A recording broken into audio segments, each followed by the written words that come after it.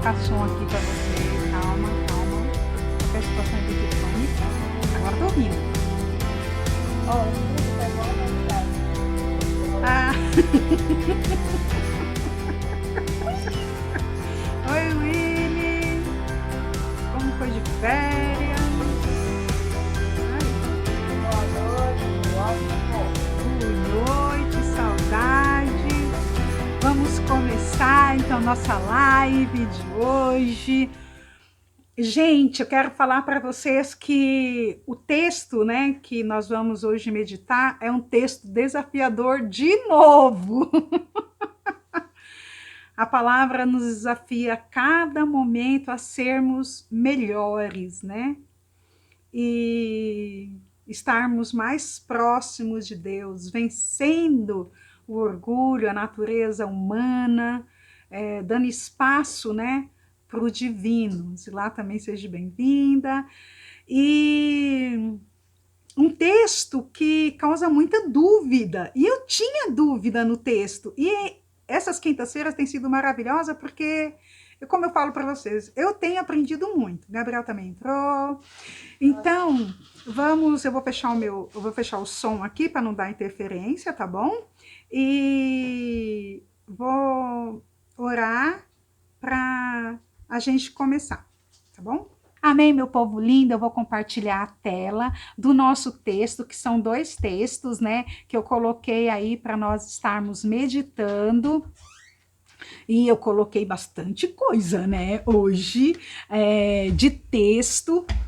Aí, então vamos lá. Vou colocar aqui já um curso, deixa eu ligar o mouse, que eu estava desligado, e ele me ajuda bastante. Bom, então vamos lá. O texto, gente, que eu falei para vocês, tá nos 2 evangelhos, tá tanto em Lucas 6, de 27 a 36, como Mateus 5, 43, 48. Então diz assim: vocês ouviram o que foi dito: ame seu próximo e odeie o seu inimigo. Eu, porém, lhes digo: ame os seus inimigos e orem pelos que perseguem vocês, para demonstrarem que são filhos do Pai de vocês, que está no céu. Porque ele faz seu sol nascer sobre os maus e os bons, e vir chuva sobre os justos e injustos. Porque se vocês amam aqueles que os amam, que recompensa terão? Os publicanos também fazem o mesmo. E se saudarem somente os seus irmãos, o que é que estão fazendo demais? Os gentios também fazem o mesmo. Portanto, sejam perfeitos, como é perfeito o Pai de vocês que está no céu.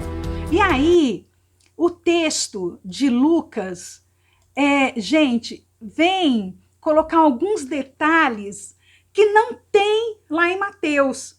E aí nós vamos ver que aquela questão de bater no lado da face da outra, se te pedir a capa, se pedir a túnica, tu dá a capa.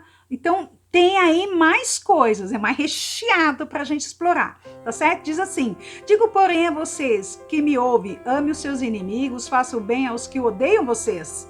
Abençoe aqueles que os amaldiçoam, orem pelos que maltratam vocês. Ao que lhe bate numa face, oferece também a outra, e ao que lhe tira a capa, dá-lhe também a túnica. Dê a todos que lhe pedirem alguma coisa. Se alguém levar o que é seu, não exija que seja devolvido.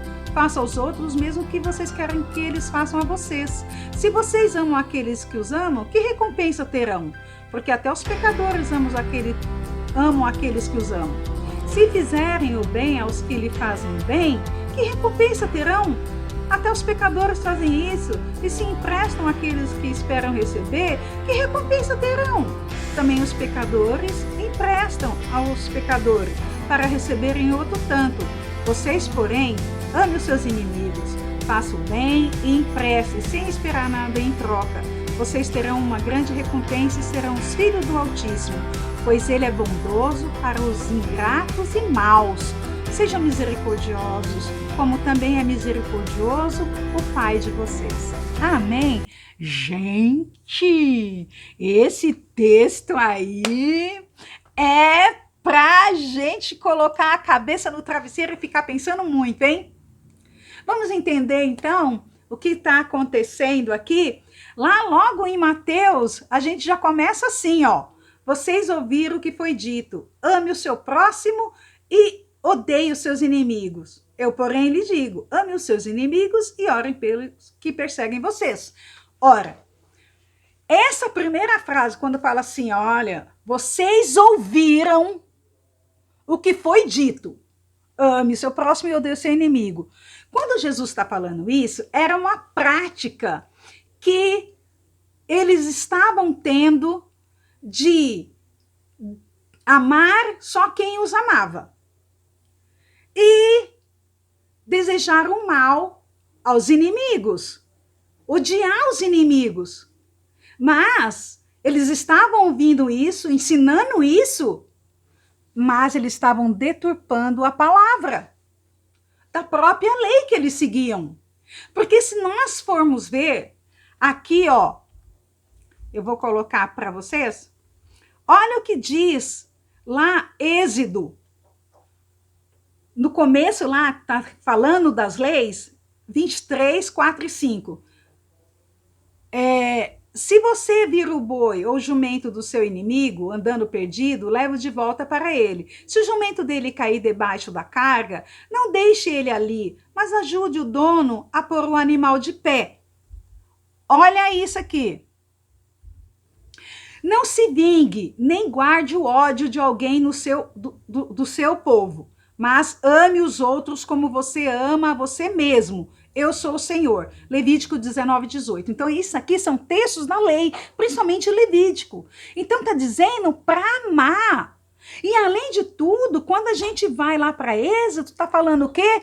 Para ajudar o inimigo. Por exemplo, se tem um inimigo, você viu que o jumento dele está andando perdido, coloca ele na direção certa para ele voltar para quem lhe pertence. Não deixa o bicho mais perdido do que está. E aí ele continua. Se o jumento dele cair debaixo da carga, não deixa ali, mas ajude o dono a pôr o animal de pé. Então esse era o ensinamento da lei. Só que eles estavam fazendo o quê? Olha lá, ame seu próximo e odeie seu inimigo. Então eles estavam deturpando a lei. E nós vamos ver uma coisa bem interessante, que esse texto, ele é extraído, tanto Mateus como Lucas, do Sermão do Monte. Vamos dizer que essa parte do texto do Sermão do Monte é o ápice. O ápice de falar desse amor, de resignação, de perdão, de misericórdia. É o ápice. Por quê? Esse Sermão do Monte, Jesus traz um novo mandamento, um novo testamento. De que forma? Olha como é que nós vamos ver. Vamos lá começar. Então, o Sermão do Monte está no capítulo 5 de Mateus. Então, nós vamos ver, lá no verso 17, Jesus fala já assim, olha, eu vim para cumprir a lei. A lei eu cumpro. Eu não vim para acabar com eles. Eu vim para dar um sentido completo. E olha aqui como a gente já vai. Então lá já em Mateus 5, 21, 22, ó como é que fala assim, ó. Vocês ouviram o que foi dito aos seus antepassados. Não mate. Quem matar será julgado. Mas eu lhe digo, a ele acrescenta. Qualquer que ficar com raiva do seu irmão será julgado.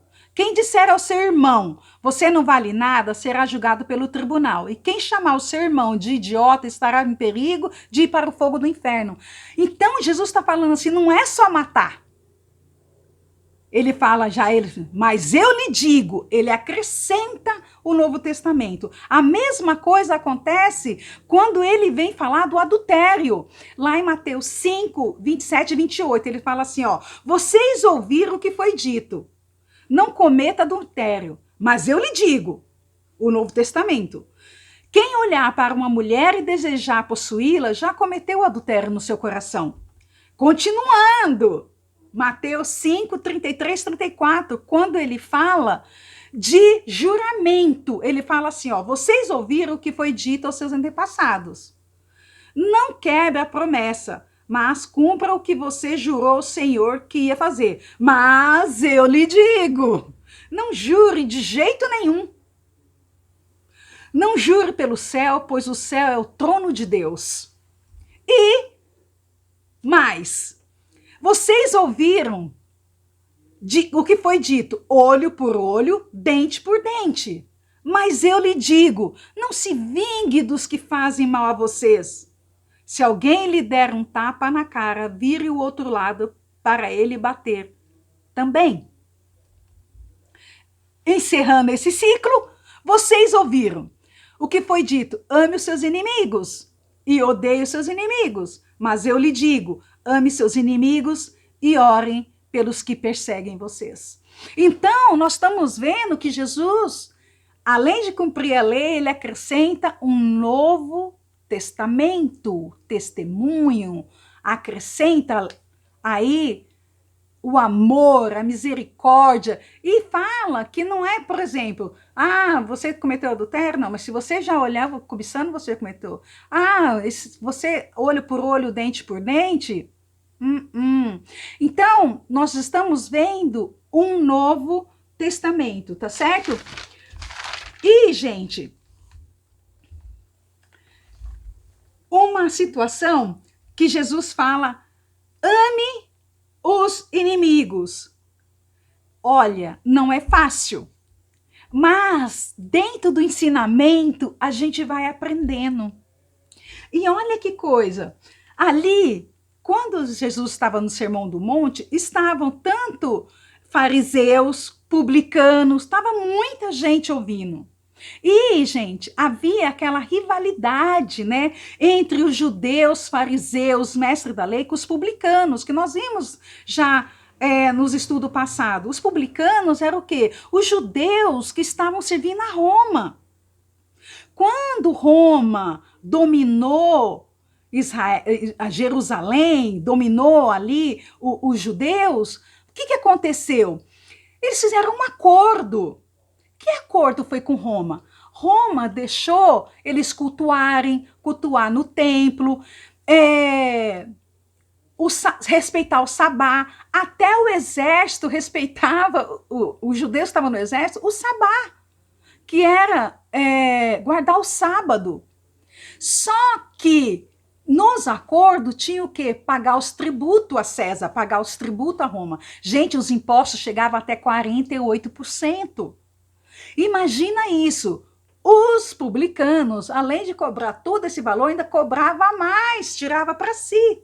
Então havia uma rivalidade muito grande entre os próprios judeus publicanos, que serviam a Roma, e os outros que serviam no templo, seguiam toda a lei, e acrescentava coisas que nem tinham na lei, deturpavam a lei, com tantas regras, né? Com regra civil que trazia para o pessoal. Questão civil que trazia para o pessoal. E isso acabava complicando mais ainda, tá certo? Quando Jesus fala orar pelos inimigos, né? É uma misericórdia colocar dentro dessa palavra orar pelos inimigos a misericórdia. Você sabe o que significa misericórdia? Misericórdia é trazer a miséria para a córdia. Que é isso? A córdia, cárdia, é coração. Cárdia, cardíaco, coração. Miséria, de misericórdia, a primeira palavra é trazer a miséria para o coração. Quando a gente traz o miserável para o coração, a gente faz o objeto da nossa oração, a gente traz o objeto da oração para o coração, melhor dizendo. Então, quando você traz o miserável para o coração, Deus fez isso com você e comigo. Porque Deus tem misericórdia de nós a todo instante. A gente não, quantas vezes fala, Deus, misericórdia. Trazer o miserável para o coração de Deus. A gente fala, Deus, eu como miserável, quero tocar o teu coração. Então, essa palavra misericórdia, trazer o miserável para dentro do coração e trazer o objeto de oração para o coração. E aí a gente começa a ver, experimentar um amor sobrenatural. O amor de Deus que nos alcançou, a gente começa a praticar também na vida do próximo. E quando a gente ora pelo inimigo, e esse inimigo se converte, olha que maravilha! Vamos pensar num personagem que também é assim? Vamos pensar em Paulo? Paulo era inimigo dos cristãos. Quando ele estava indo para Damasco, ele estava com uma carta que dava plenos poderes para matar qualquer um que se dizia cristão. E ele foi salvo pela misericórdia de Deus. E ele se tornou o quê? O apóstolo Paulo. Não é verdade? Ele foi um exemplo de prática de fé cristã. Não foi? Gente, isso é mais do que um sentimento, é uma prática. É mais do que uma vontade só. É um desejo, é uma necessidade. Porque quando eu pratico isso, eu me aproximo muito mais de Deus. Então, quando a gente pega o livro de Êxodo, capítulo 20, 21, 22, 23, ele fala de lei civil. O problema é quando a gente pega essas leis, lei civil, quer trazer para o pessoal. Por exemplo, lá nos 10 mandamentos, lá em Êxodo 23, em Êxodo 20, quando fala dos 10 mandamentos, isso é pessoal, tem a parte pessoal ali. Então, eu não posso misturar a parte dos 10 mandamentos pessoal com o em comunidade, tá certo? Então, Jesus, quando ele ensina a gente a orar o Pai Nosso, ele já chama Deus de Pai. O teu Pai, o meu Pai, o Pai dele. Ele coloca, nos enxerta na família celestial. É como se a gente já começasse a ter o DNA da divindade. Fomos enxertados através do seu amor e da sua misericórdia. Tá certo? Bom, capítulo 5, então, do Sermão do Monte, a gente vê todos esses paralelos, tá certo?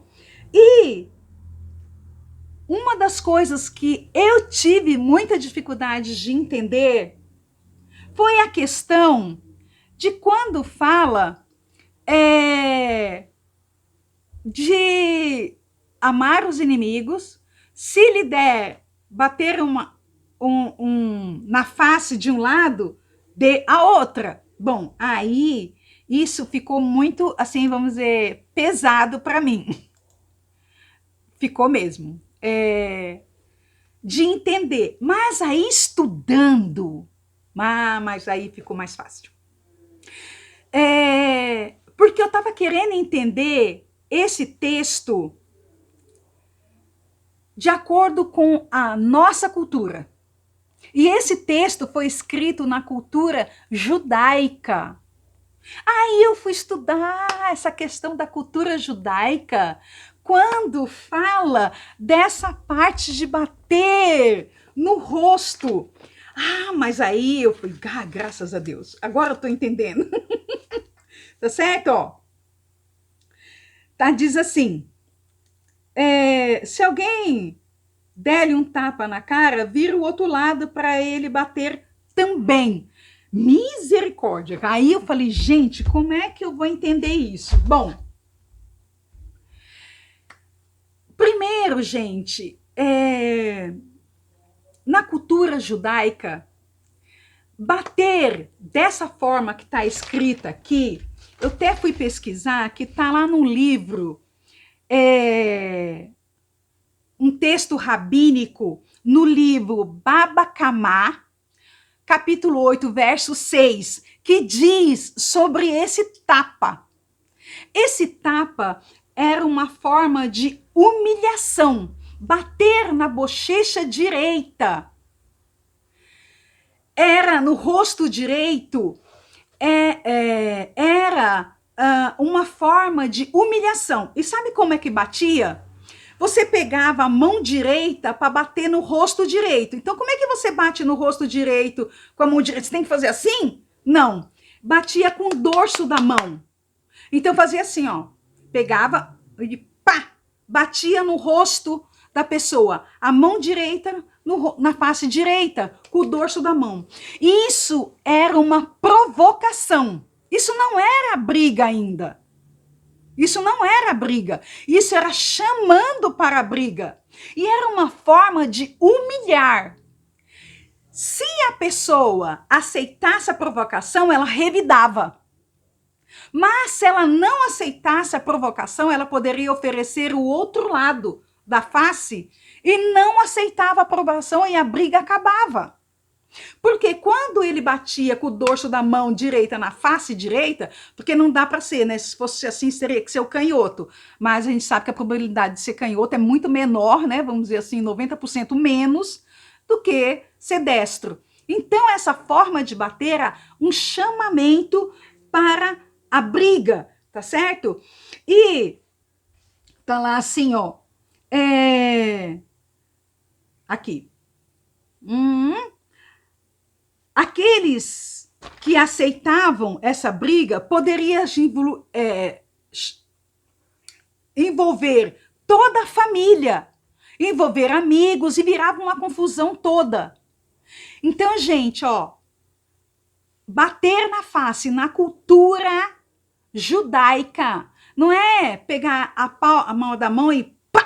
Não, era o dorso da mão e fazer assim. Se a pessoa desce o outro lado, ele não queria a briga, e quem saía humilhado, na realidade, mais humilhado e envergonhado, não era quem rejeitou a briga.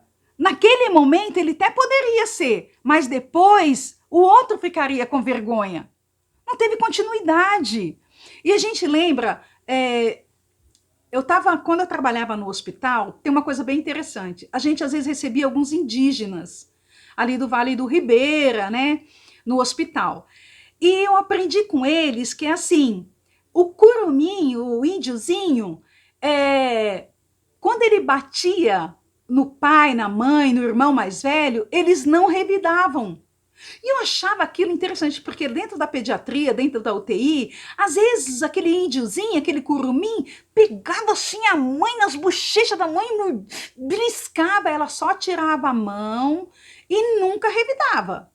E aí, a gente perguntando, eles falaram que eles não alimentam a violência. Então, se eles não revidarem, nunca vai alimentar a violência. E aquela criança vai esquecer isso. E eles nunca vão ter briga dentro da tribo entre eles. Olha que coisa interessante. Então, os pais aceitavam aquilo, só tirava a mão do índio, do pequenininho, mas não alimentava o ódio, não alimentava a violência. Isso aqui bem perto da gente, né? E a cultura judaica fala dessa situação, tá certo? Então, bater com o dorso da mão direita no lado direito do rosto. Outra situação que a gente vai aprendendo quando fala a questão do olho por olho, dente por dente, né? Esse olho por olho, dente por dente estava também deturpado.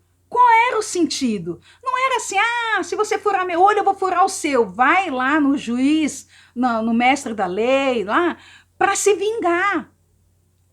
A questão, quando foi colocado o texto, foi para assim, ó, não fure meu olho. Eu não vou furar teu olho porque eu tenho medo de perder o meu. Essa era a intenção. Eu não vou bater em você, eu não vou quebrar um dente seu, porque eu não quero perder o meu dente. Eu não vou cortar a sua mão, porque eu não quero perder a minha mão. Essa era a intenção, e não o prazer da vingança. Então, eles estavam deturpando tudo isso, tá certo? Vamos lá.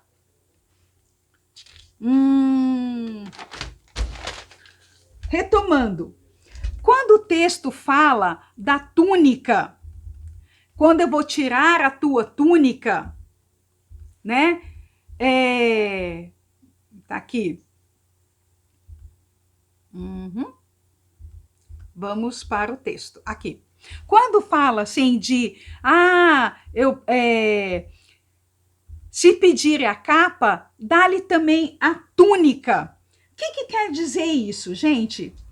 A capa, a túnica, os pobres só tinham uma dessas. Só que lá na lei que foi aplicada em Êxodo 22, 26, 27, que eu vou colocar aqui para vocês ler.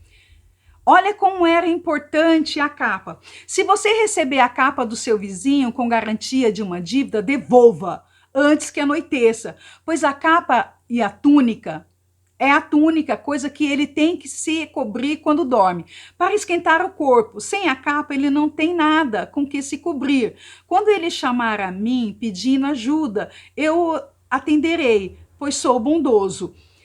A capa, a túnica, era algo, assim, inalienável. Não tinha acordo. A sua capa, a sua túnica era a sua proteção.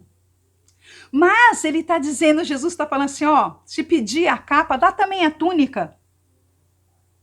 Dá também a túnica. Se mostra disponível a dar mais do que está pedindo. Mas se você for bondoso, você não vai pedir nem a capa nem a túnica. Não é verdade? Tá certo? Quando ele fala assim dos pobres, se pedir, dá. Havia muitos mendigos, muitos pobres na época. E também a questão, quando ele fala do empréstimo, é que havia, naquela época, os pequenos agricultores faziam empréstimos para fazer as suas lavouras. E os mais ricos emprestavam. E emprestavam a juros. E só que tinha o 7º ano que todas as dívidas eram perdoadas. Então, o que eles faziam? Não emprestavam com medo de chegar no 7º ano e perder o seu dinheiro. Mas aqueles que confiam no Senhor, sabem que Deus vai recompensá-lo. É que parece que eles só viviam na lei como se não existisse as misericórdias de Deus, o suprimento de Deus, a vontade de Deus. Eu quero encerrar dizendo, viva na misericórdia de Deus. Viva na esperança de Deus. Ame as pessoas que não faz o que você está esperando. Amar não quer dizer aprovar. Vai além. Eu posso amar uma pessoa mesmo sem gostar dela, da prática dela. Eu amo quando eu oro por ela, quando eu não desejo mal a ela. Eu amo essa pessoa. Quando eu quero que ela seja feliz, que ela encontre a mesma misericórdia de Deus que eu encontrei para a minha vida. Ore nesse sentido. Amém? Foi um pouco corrido, é um texto complexo, eu queria ter um pouco mais de tempo, mas a live aqui não deixa. Olha, o texto tá aí, dá pra gente meditar mais coisas, mas a mensagem é essa, tá certo? Amar não é aprovar, vai além disso. Em nome de Jesus. Amém. Amém. Agradeço a todos que estiveram aqui, Ana Carolina, Gabriel, a Fernanda, Obrigado, meus lindos. Fiquem com Deus. Um grande beijo.